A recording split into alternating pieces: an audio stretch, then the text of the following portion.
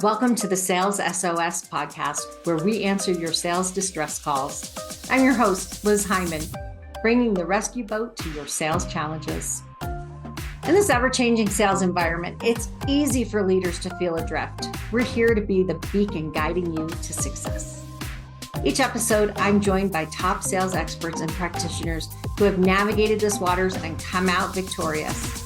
Together, we'll uncover the insights and strategies that will help you hit your sales targets and grow your business.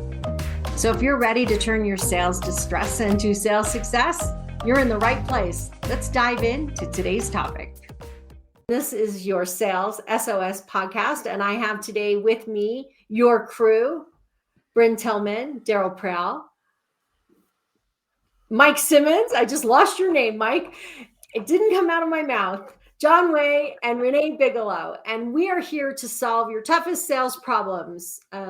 So today we're talking about understanding your target market. And in the last two episodes, we talked about target market. What does that mean? And then we talked about this account-based approach or this complex buying situation that you're selling into. And now we're going to talk about understanding your client base. So as we began to talk about building your target, we automatically started talking about you can't understand who your ideal customer is until you understand your client base. So I want to talk about a couple of things in terms of targeting. I want to talk a little bit about how do we target inside of our client base? How do we use our client base in order to identify who our target market or ideal customer is for marketing purposes? And then Renee, I'm going to really lean on you a little bit about how we use that information. And Renee talks about this flywheel. And I have to be honest, I still don't fully understand what a flywheel does because me and engines are just, that's never a good conversation. My mechanic laughs at me endlessly, but this idea that you want to build momentum within your company. And so that much I understand momentum. So let's dive into this concept of understanding our client base. And let's go back to what we were talking about is the first thing is, if we want to understand who we should be targeting, we first need to understand what's happening with the clients that we already have. If we have an existing business, if we're a brand new business, that's a whole nother thing. But if we've been around the block for a while, let's talk a little bit about digging into and understanding our client base and then figuring out who are the clients. What does it mean to have an ideal customer? And Daryl, you started us with this, and Bryn, you were talking about it. If one of you guys wants to start again, that would be great. Okay. I was going to suggest Bryn. She's way better than I am. Okay, this is the first time. This is our 11th show, and this is the very first time that somebody pointed the finger and said, two people pointed the finger and said somebody else should do it. I'm happy to go. Bryn. So we need to take inventory of our existing clients, the good ones, the not so good ones, the ones that we love to work with, the ones that we've done a really good job for. And then we have to break down their features, right? Their industry, the size company, maybe the revenue, maybe who they sell to. And we really want to take a good look and pick out, and I think the 3 to 5 of your favorite customers that you want more of. And for me, if you've got an existing business, this is the ideal way to go because you know how to sell into them. And you know that when you sell into them, there's the best adoption compared to your other clients. You know that you have success stories that you can replicate into the new businesses. And you have credibility in the space. So I think that starting there is really important. I'm going to hand it off, but I do want to say one more thing. And this is what we do, is now you want to find all of those features mapped out to LinkedIn search functions. So what filters fill in all the blanks for those top 5 clients so that we can search and find more lookalikes. So I'll pass it on to Daryl now. Okay, so this is brilliant. This is a good transition. I love how you handle that off with the filters. I'm going to circle back to that when I wrap up my initial spiel. when you look at your customers, all right, we talked about this in the previous episode, you need to work with somebody who's really good with Excel or Google Sheets, and understands the numbers. That's the first part, right? They're just either a data scientist or they're just a whiz with spreadsheets. Because you want to do an analysis of your customer base by a multitude of attributes. In other words, let's break down the customer base by their industry, or by the company size, or by the annual revenue, or by the average sales cycle, or by how much they expand, or by their churn. You want to get all these numbers so you can sit back and say, okay, because what happens is the following. If you were to put everybody in a room, and I've done this, and it's hilarious, I've done this multiple times, put all the leaders of a company in the room, each individual tasked with owning sales, marketing, product management, development, whatever, and say, who is our most profitable customer? Who should our target customer be? You will get, guaranteed, a different answer from every single person. So the only way to create alignment is to do this analysis, and you watch everybody's reaction go, I didn't know that. That's the first part. Second part is, now that you've identified 2 or 3 segments that have great profitability, great lifetime value, great NRR, whatever the attributes that you deem important to be, you need to look at, okay, that's what we want. So if we were to take that and look for, that exact audience and go bigger and go hard after them, what's my total addressable market? Because what you're going to find is 9 times out of 10, you've got something that's so specific that the total addressable market isn't big enough for you to prospect and feed the sales machine and get enough conversions to hit your revenue numbers. You got to do that funnel math. So sometimes you need to look at multiple segments, or you need to expand to adjacent markets to build upon what you got. Finally, exactly where Bryn started, this is me bringing it full circle, your sales and marketing, your revenue teams need to be able to find these people.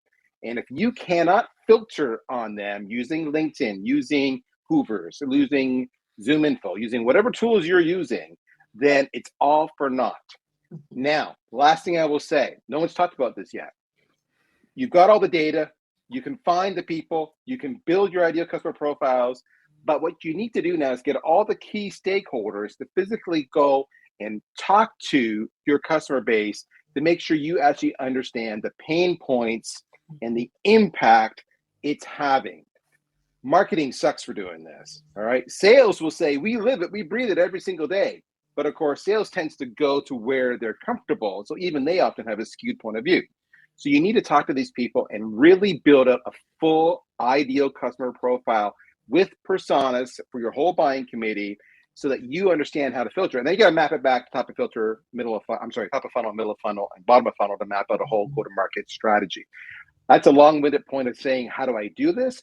But that's, it doesn't just stop with doing that analysis. That analysis is foundational. It creates alignment, and then it helps you grow to actually be successful. If you don't do this, if you drop any of those steps along the way, you will fail. Mic drop. Mike, Liz, did you want to say something? Yes, yeah, go ahead, Renee. I was just going to, I was going to add in, I think that the quantitative, obviously, definitely, you will find things that nobody in the company realizes, and it really is. It's not that hard. It is tedious, but it is important. But once you do that, the qualitative is the step that I find most people skip, and it is even more important. I can't tell you the number of times that I have asked a founder to connect me when we need to go through and redo the strategy, revisit go-to-market, figure out all of these things, where they've connected me with someone that they say is their top customer. And when I get into the conversation to do some qualitative research to understand why they are a raving fan, why they love it, why they have high adoption rates, why they'll pay anything for it, the value that they get is different than what the entire company thinks the value they're getting is. And it can skew who you think your top customer is. So if they have a very specific piece of value that they're getting from it, and you think it's all these products all these features within your product that they're using, and they aren't even touching them, they're going to be different than the people who do use all those features. And that qualitative step is very important to understand. It's hard to measure. So I think people kind of try to put it behind them or ignore it because it is hard to measure, as important as it is. We have sort of gotten, it's the same thing as attribution crack, right? We have gotten on this measurable, this place where we think everything is measurable and that's how we make every decision. And people's words are also measurable, right? Like it's just smaller points of data and they're equally as important. This is one of those areas where we can do a better job as leaders in standardizing the questions that we ask our team to ask in the engagements that they have with customers. And there are a couple of ways to do this. One way to do it is invite others to the call. You can invite marketing to your call with the customer, and then they can ask those questions. You can invite product to the call with your customers and ask those questions. You can use some of the tools that are out there where you're recording these calls and getting some of the data that comes from those recordings. Now we can take this unstructured data and apply some structure to it, leveraging the technology that's available. That's one of the most exciting things for me relative to how the technology continues to emerge and evolve. The key challenge, though, again, as leaders, is we need to align on the thing that we're trying to solve for, whatever that is. Like, let's be really clear around what it is that we're trying to solve for. Michael, one of the things. Go ahead. Sorry. I was just going to say, you just talked about how it is. This is you're talking about where technology is evolving. We talked about AI in our first round, really help you shine with all of that qualitative data that is unstructured. I can see we've got a comment, and we'll see. Maybe we better get that up on screen or not. But either way, let me share the comment with you. It's great because I hear this a lot. Mark shares in response to my little long-winded diatribe about how do you analyze your market and figure out what to go after. Perfect, thank you. What if your marketing budget only allows you to focus on your target audience and you're not able to engage with those who are in the larger target market who could be your customers? Love that. It's a constraint. I have a resource constraint. It could be money, as it is in this example. It could be people. It could be both. Could be other ones. All right. So I would love to get other people's points of view, but this is what I've done in those situations where I have no money, but I want to go after those other people. Then what I do is I invoke this wonderful thing called dark social. And dark social really simply means I'm going to go after all the places these people live whom I can't spend money on to get in front of. I can't pay for, Google ads. I can't pay for influencers, but I can become a mini influencer in their social channels, in their event, in their community. I can speak, I can make content, I can mail it to them because mail is relatively free. All right. So that's what I tend to do. I insert myself. I make a lot of video content, do a lot of podcasts, do a lot of webinars.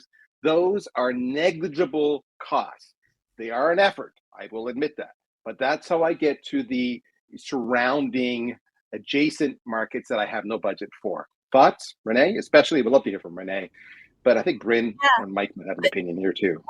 100%. I'm just going to build on what you said for the most part, with an angle to it, which is, Liz, I'm coming to the flywheel. And that is, you have a customer base that is very happy, and you are addressing that with your marketing, right? Now you leverage them to help you bring more people in. So you definitely do everything Daryl said, but what you want to do further is build a community of the people who do love what you do and get them to help you with those efforts to create more demand. So you have that community talking about how this solved their problem, about the same problem that your is, right? Where you're aligned around purpose or a way you're solving, and you get them talking about it. For instance, is taking a sliver of your marketing budget and putting it towards some initial that enable your customers to amplify what they have to say that's positive about us that you share. So you're kind of building that tribe and making it easy. Some some enablement type things to make it easy for them, things that help. John, did you want to say something? Thanks, Renee. I was going to say something tangential to kind of like what you guys are talking about. You guys, it sounds like a lot of the comments that you guys have is about using customer base to expand to new customers or new logos. One thing that I thought, especially because I'm in SaaS, one of the things, we touched upon this in the last episode is about adoption. I think one good thing for you to take a look at for your customer base, especially the ones that are highly profitable, is to understand how the adoption got there. Because a lot of times, especially in SaaS, you're kind of going bottom up approach, right? You're trying to land team by team by team, as opposed to enterprise all push down, top down. So you kind of need to understand how in your top customer, your most profitable customer, how the adoption got to where you got to. Because one thing that I've learned, probably painfully, is the fact that you cannot rely on the customer to push adoption for you. It's not going to happen unless you make it happen. So you need to understand what success activities happen to make that happen. And then you can try to replicate it against all of your other customers that maybe are not as profitable or didn't have as much licenses being sold or something like that. That's what I was going to say. Okay, Brandon, go ahead. Thanks, John. Thank you. And that was great, John. I'm going to go back and Renee and Daryl for a minute. One of the things that as salespeople we tend to do is we go to our clients and say, who else do you know that's like you that could use me? And they shrug and say, can't think of anyone right now. So I'm going to go back to LinkedIn, and this allows us as a tool to search and filter their connections to identify a list of people that they know that we want to meet and ask for introductions or permission to name drop or to help us invite them to an event or whatever that might look like. So Mark's question was, when I don't have a budget, what can I do? That's free. The second thing I would do is go back to my clients and say, who are your other trusted advisors that you're buying from? And now I want to meet them because we are potentially fabulous referral partners. Couple things come from this. Number one, if I reach out and say, hey, Daryl, you and I both work with Liz Hyman. I was talking with her. She says she loves working with you. I thought it might make sense, or she thought it might make sense for the two of us to get to know each other. We get on a call, we build rapport. Now, two things happen from here. Number one, obviously, we're going to build rapport around Liz, but we're going to ask about what other clients are we working with. That's natural, and we can make some introductions for each other. But the second piece of this is because Daryl came in referred from Liz, I feel good referring him to John and to Mike and to Renee, because it's not just some random vendor that I'm having a conversation with. He came in vetted, and he'll feel comfortable introducing me as well. Now, can I just finish one last piece and then I'm done? When you go and I say to my client, who are your trusted advisors around X, Y, and Z? And they're like, we've had some issues. You now have the perfect opportunity to introduce them to people in your network. And so that's all free. It's time, but you don't need a marketing budget to do that well. And what I was going to say is I want to dive more into that in our next segment when we talk about target lists and growing. So no, that's okay. Bryn is always 3 steps ahead of me. I don't know what to do about it, but that's where we live. No, it's perfect. It's perfect because we're going to dive into that some more as we start talking about how do we create a target list, and how do we market to it? How do we reach it? So I want to go back just for a second to something that Daryl said really early on in the process. When he was process comes out of my mouth. When we started this discussion and he was talking about really digging into the data and figuring out what is there. And I think there's a really important part of this conversation that we missed or that Daryl kind of said, but didn't really dig into. And that is how much misperception we have about who our good or bad clients are. So one of the first things that I see when I walk into a company is this is our largest client. They're 40% of our revenue. And I dig in with them and discover that every month they lose money on that client. So in essence, they work really hard to keep that client. They have to get a whole bunch of other clients and charge them more to support that client. So everybody comes into work every day to support that client that is not profitable. So the first, and when you ask, and Daryl, I know you've done this, which are your profitable clients? No one can tell me. Right. So the second thing is I say, well, which are the target markets you want to go after, or which are your best industries? And so I do what Daryl did, which I kind of call a white space mapping, right? So lay out all the clients, what do they buy, what industry they're in, how big are they, all that stuff. We create this spreadsheet. And then I look and I say, well, these clients buy this, and this industry buys this. And you sort of start looking and you'll be like, oh, we're going to go into the auto industry. And then you look and you go, well, it's really funny because they only buy this one product. You have 6 auto industry, they buy this one product. But hey, did you notice this client, this industry, which is hospitals, buys everything? They just don't buy a lot of it. So maybe we can figure out how to get them to buy more of it, right? So actually looking at the data and going, what does this tell me? One, about the clients that I have and how I might grow them, because that's part of targeting. That's part of sales, is growing our existing accounts. But then how do I use that to figure out what I could be doing differently? Can I get these clients who are only buying one thing to buy more? Do I want more of this kind of client, or do I want more of this kind of client? Is this product more profitable and these clients buy my least profitable product? Then maybe I should, right? So there's so much in there that we can learn from if we're willing to put aside our perceptions and actually look at it and understand it. Does anybody want to add or comment on that? You can use data to tell whatever story you want it to tell. I think the big question is, are you giving the data enough space to tell the story that it can tell? And it's nuanced. I get it. There are times where we will use data to reinforce preconceived notions and biases and ideas around what we want to work inside the strategy. And we struggle with identifying where the potential gaps are, where are the things that we want to change, what else do we want to test.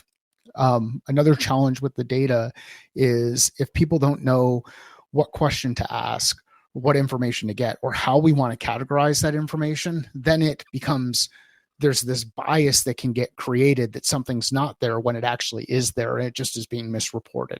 So take time, work with your data science team, your data analytics team, your RevOps team, whatever team you have that is excited about working through data, and ask them to look at the data that you have available and see if they can come up with something interesting or something useful out of the data that already exists inside your systems. Many of you have those technical people inside your organizations, but you forget to go and ask the question.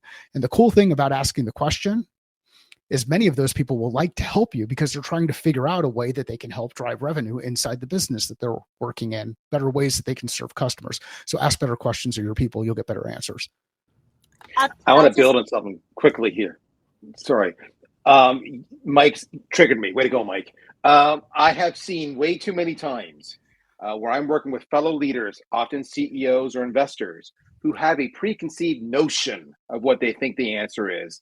And they go scouring the CRM to build a case to defend their already predetermined notion. So let's be political and bureaucratic for a minute. If you're not good, or you don't have access to a resource who can do the counter analysis, then you will go down a long road that's not gonna, it's gonna have a dead end. That's a bad euphemism, but you get the idea. So part of being successful in the revenue pursuits is actually knowing enough to actually present counter arguments and hashing it out and having the courage of your convictions, but having manners and etiquette to deliver your feedback in such a way that it's heard. So that's a real soft skill, but it's going to happen. Mike nailed it. So just so you know, you got to be able to fight data with data. I'll Renee. add Manners aren't to always that important. What's that? Daryl's the nice Canadian that's on here, and he said sorry and all those kind of things. But like manners aren't always important.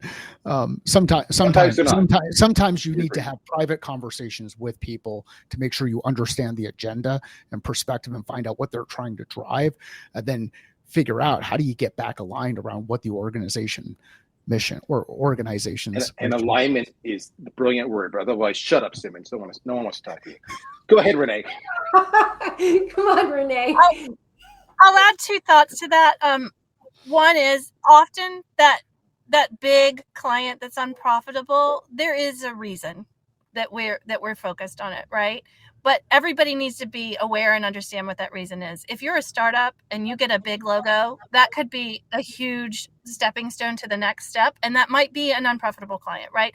But we want to be clear why that's important and why we're keeping them, and separate that from how we see as target market, right? So maybe we do want other logos that are similar to them. Let's say it's a startup and it's our first big enterprise logo, and it's a well-known brand name, and we want to get it out there, and it may be a pain client for us, but we know that there are others that we want. Let's just make sure that everybody is aligned on what parts of it we want more of and what parts we don't. There are other instances where I know when I worked in enterprise level, we would get stuck servicing a client at our unit level division, possibly, where they were horrible for our unit, but a larger geography where they were very important. They were the number one client, right? We had to be clear that we had to serve them as well as that market because they were bigger in importance to the overall company than they were to our actual budget, right? So just being very clear on that. And I just also want to add, for the people who are listening who are in smaller companies, so that we don't scare them off, not everybody has a data science team, and you can still do a lot of this data work. And I would recommend that you go into, not everybody has a separate RevOps team either. So one place that I would really recommend that you set up a tiger team to look for this, and that would probably almost always include someone from your CFO's team, right? You may call it accounting or whatever, or auditing or whatever you call it, right? Someone from that team, because they're going to understand how to work with data probably better than anyone. To your point, they are going to be the spreadsheet geniuses within any company. And then someone from your marketing team who also deals with all the data coming in, but maybe doesn't have a sophisticated take on how to sort it.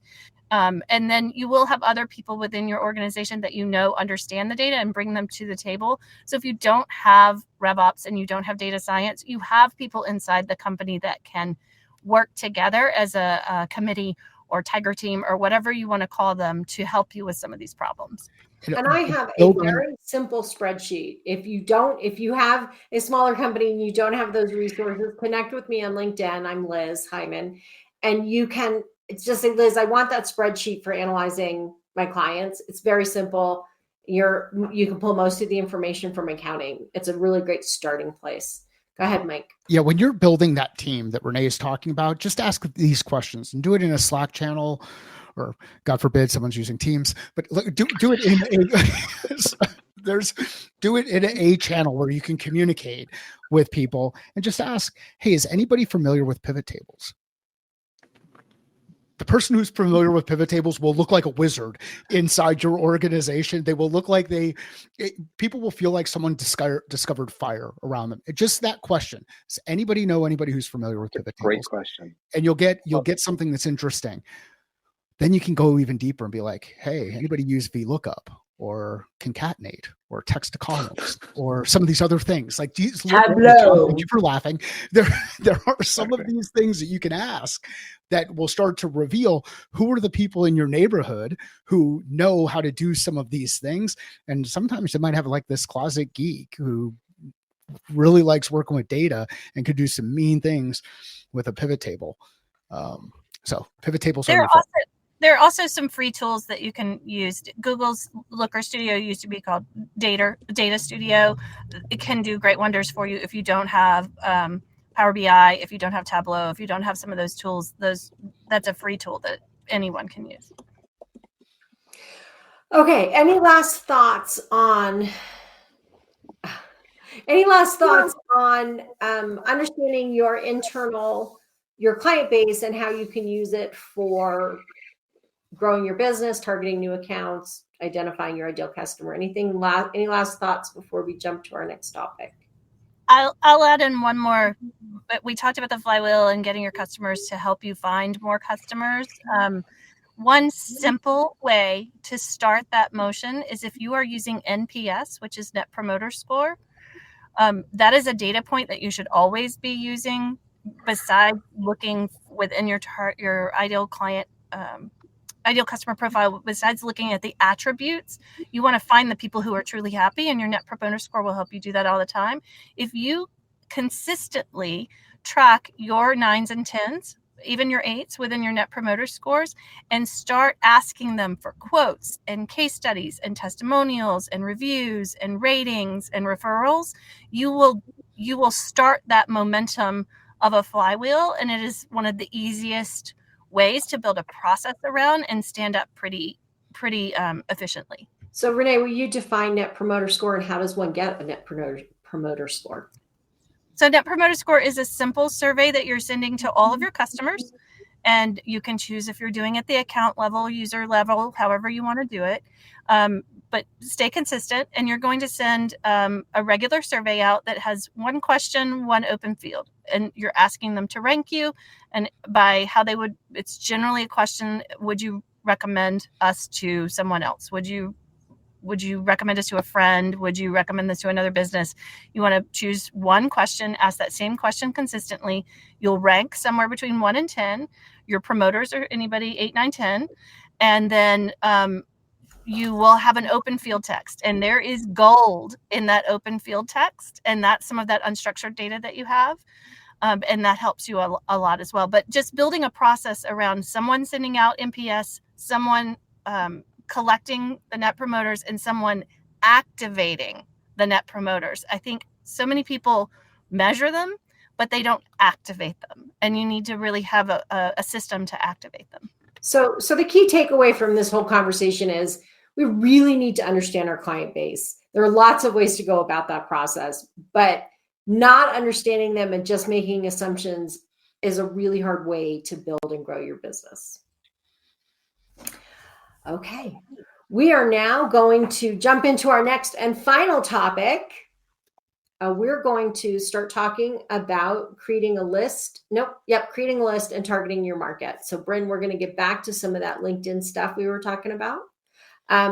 So if you want to join us for that conversation, join us on this next podcast.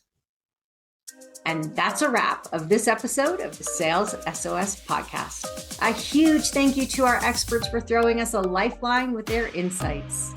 We hope today's episode has equipped you to navigate the sales seas with confidence. Never miss an episode. Subscribe to the Sales SOS podcast on your favorite platform. If you have questions, comments, or topics you'd like us to explore, join us live on LinkedIn every second Friday, or share your questions on YouTube or LinkedIn.